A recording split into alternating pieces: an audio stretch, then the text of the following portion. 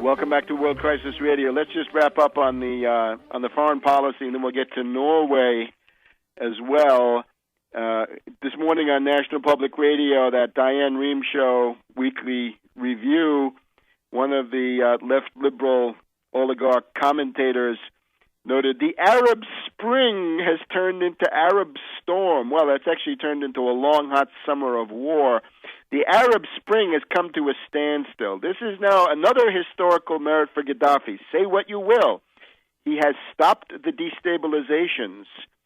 And it looks like, again, the perspective is more likely that NATO will collapse and the rebels will collapse, the rebels collapsing into a mutual slaughter of armed terrorist factions, rather than having Gaddafi ousted. I think I don't know what they're saying in Las Vegas and the London bookies, but looks like Gaddafi has better chance of surviving than these other people.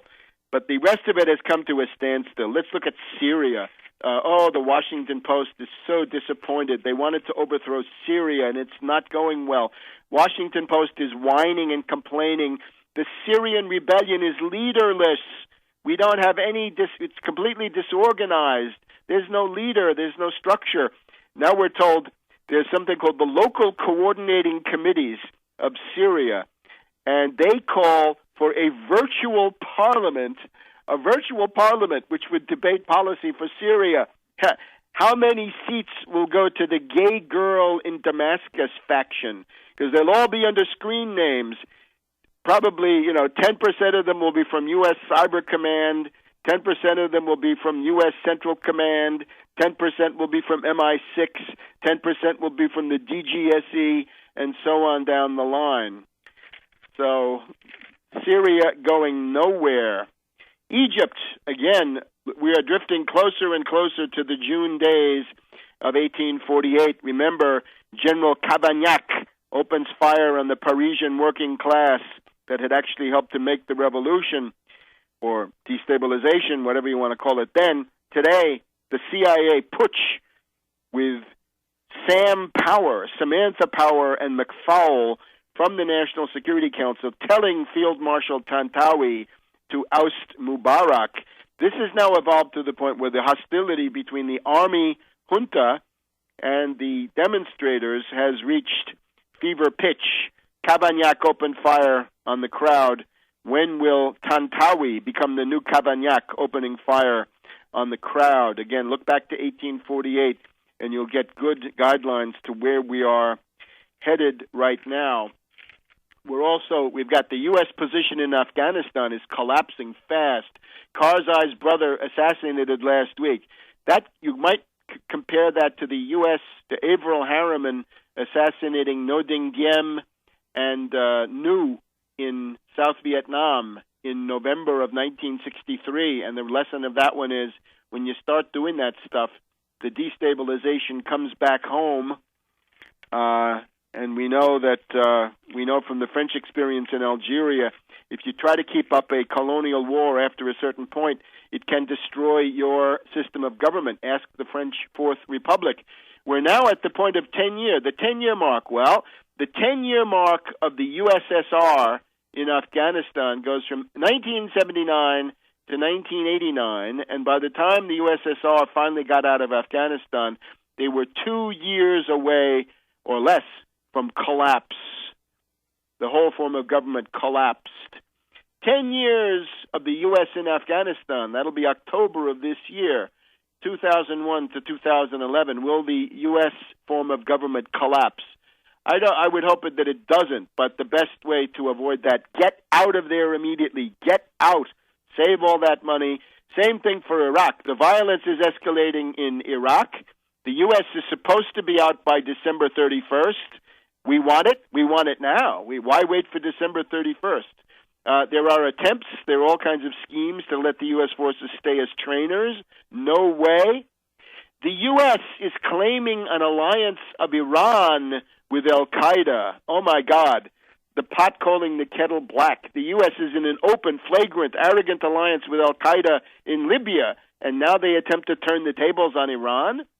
The U.S. claims that money for these fighters comes into Afghanistan.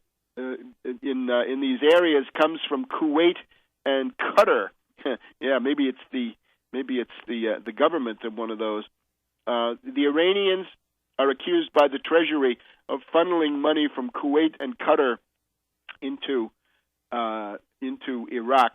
All of this, it's time to liquidate these adventures and do what Ataturk and what de Gaulle were able to do. That's statesmanship at a point like this. And save yourself a powerful country and give up the idiotic dream of empire. Now let's shift gears to Norway. Concerning Norway, attention of the world media on the Patsy Breivik and all kinds of people attempting to draw sociological conclusions from the story of Breivik. This is crazy. You can't look at Breivik and make conclusions about societal evolution. You look at Breivik, you can find out about what the policies of secret intelligence agencies are, mainly NATO Intel, that are the principal suspects in this case. You got to get yourself a copy of 9/11 Synthetic Terror Made in USA. If you haven't read that, how can you live in the modern world?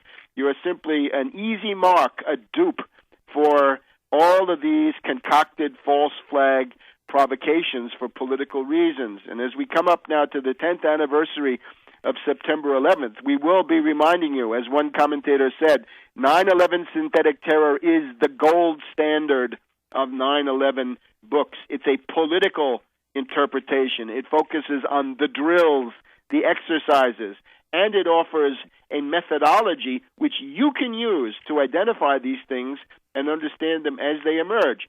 When such an event as Norway takes place, the main focus of the world media is on the Patsy, the Oswald, the Atta, and they want to know all about him: life, death, miracles, his ideology, his writings, his personal habits, his likes and dislikes. Does he prefer pizza or hamburgers, or what is it? This is for idiots. You're being sucked in. Ignore the Patsy for the moment and look for two other categories: the moles and the technicians. This is how it was really done. The Patsy is something we can get back to in a minute.